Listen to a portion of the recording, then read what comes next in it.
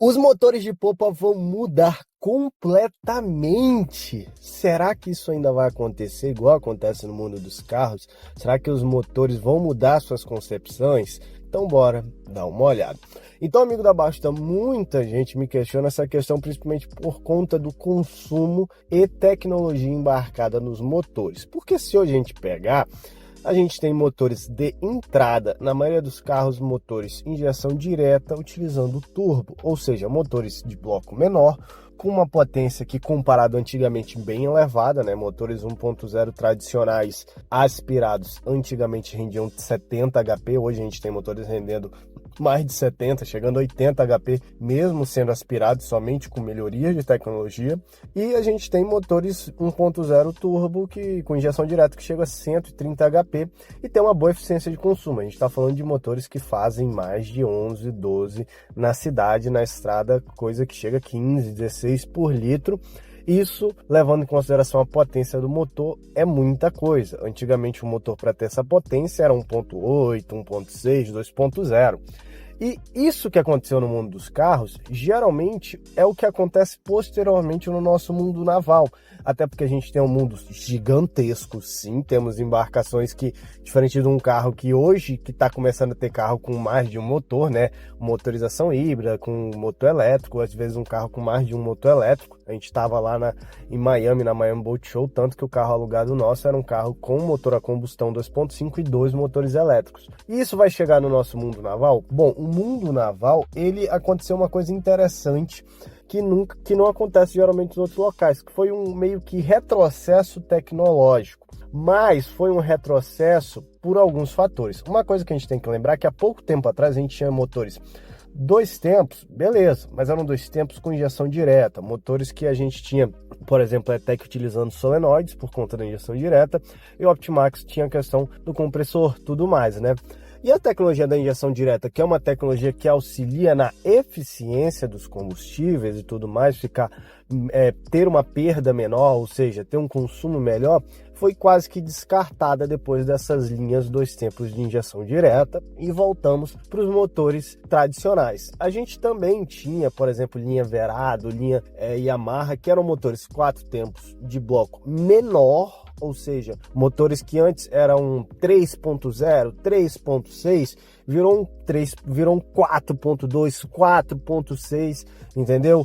Hoje a gente tem um 5.7 V10, são motores Big Block, que é uma coisa totalmente contrária ao que a gente viu que aconteceu no mundo dos carros, entendeu? Motores que hoje, o carro tem um carro que tem um 2.0 turbo é um carro já premium, topo de linha, que tem muita potência já. E aconteceu o contrário, nas embarcações a gente foi tirando, a linha Verado foi tirando o Charge, foi tirando todas as coisas. Hoje poucos motores que a gente tem sobrealimentados são, por exemplo, 500 Race, que é um motor exclusivo para alto desempenho, e consequentemente motores de bloco grande, mesmo tendo tecnologia embarcada, eles têm um consumo e uma eficiência não tão grande comparado a outros motores, principalmente sobrealimentados. Será que vamos chegar a ter a tecnologia dos motores que tem dos carros, por exemplo? Bom, a gente tem que levar em consideração que a injeção direta de combustível não é uma coisa tão complexa assim comparado a uma sobrealimentação.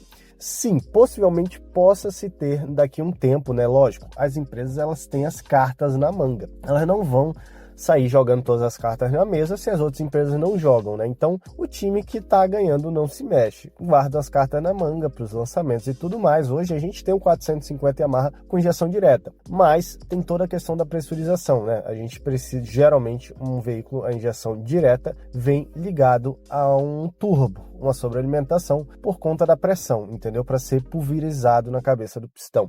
E essa questão dá para ser colocada nos motores de popa, até porque já tinha. Os motores 2 tempos não eram sobrealimentados. Tudo bem que eram motores 2 ciclos, tinham um funcionamento um pouco diferente dos 4 tempos. Mas se a gente levar em consideração esse fator, é uma tecnologia que, sendo colocada nos motores de popa, irá melhorar a eficiência. Tanto um ganho de performance, ou seja, um 115 HP possivelmente teria uma capacidade de subir para um 130, 135 HP, e, ao mesmo tempo, também consegue melhorar um pouco o seu consumo. Porém, como eu falei, foram motores que lá atrás, como aconteceu também muitos carros que vieram à frente da sua época, pode-se falar do Maré, entre outros, vinha com tecnologia embarcada e não tinha quem soubesse mexer e dar manutenção correta. Porém, o motor de polpa, diferente de um carro que às vezes pode parar num estacionamento, parar no meio de uma estrada, o barco, se você parar no meio de um rio, de um mar, você pode ficar à deriva e não tem para onde correr.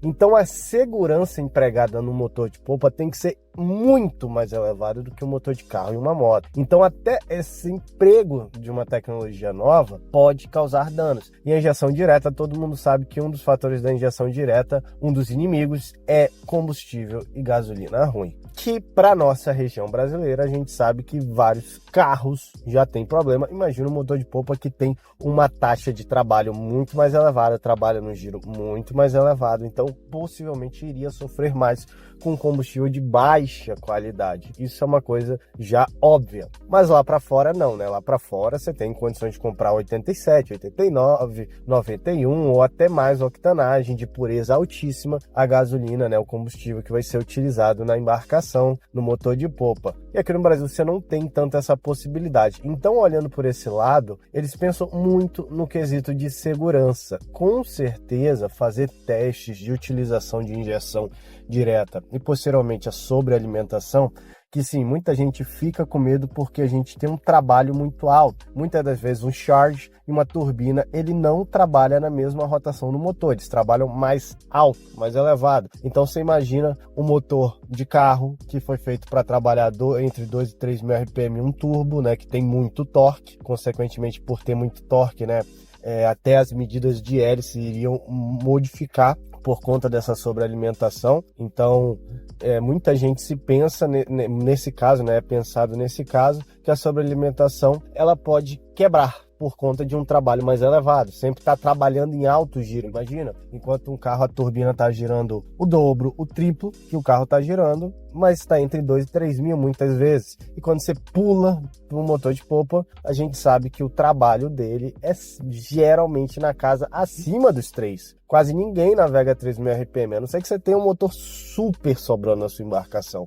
Você navega entre 3.500 a 4.500 pelo menos. Isso vai fazer um trabalho sobre alimentação muito elevado, tanto que muitas vezes se prefere o charge comparado à turbina, que ele é mais voltado por questões de linearidade de potência e tudo mais, né?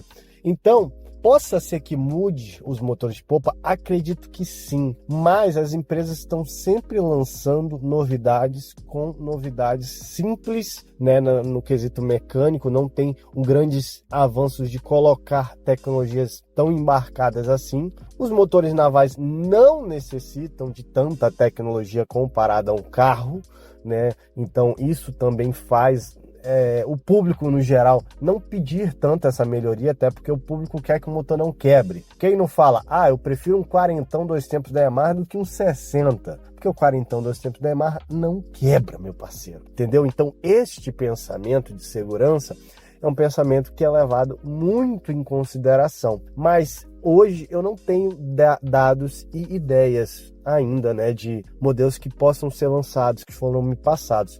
Mas acredito que posteriormente empresas trarão, e a primeira que trouxer um modelo de potência mediana de 60 a 150 HP, que tenha uma eficiência de consumo de 15 a 20% melhor. Imagina você estar navegando num 115 que você consumia 16 litros hora, agora você consome 12. Cara, seria uma coisa excelente e obrigaria as outras empresas com certeza também entrar nesse bolo, né? Porque mesmo que tenha um custo mais elevado, mesmo que ele custe 20, 30% a mais que outro motor, a gente sabe que um motor desse tem um consumo muito elevado e às vezes 2, 3 litros por hora a mais faz uma diferença gritante quando a gente coloca no motor que rode 150, 200 horas, já dá uma diferença muito grande.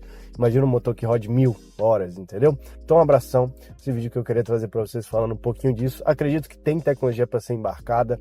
Quando uma das primeiras primeiras empresas, não sei quem vai ser, Mercury, Yamaha, Tohatsu, Honda, não sei quem vai trazer essa novidade. A primeira que trouxer e não der problema, isso é um outro ponto importante, porque não adianta trazer e dar problema. A primeira que trouxer e não quebrar fácil, meus amigos, pode ter certeza que daí para frente vai mudar igual mudou os carros. Vai mudar tudo e aí vamos ter motores mais eficientes. Mas não tenho ideia de quando isso possa acontecer, até porque o público, no momento, pelo menos com as máquinas, estão bem satisfeitos. Pode não estar com preço. Então, um abração, vá com as forte e vá de Titan.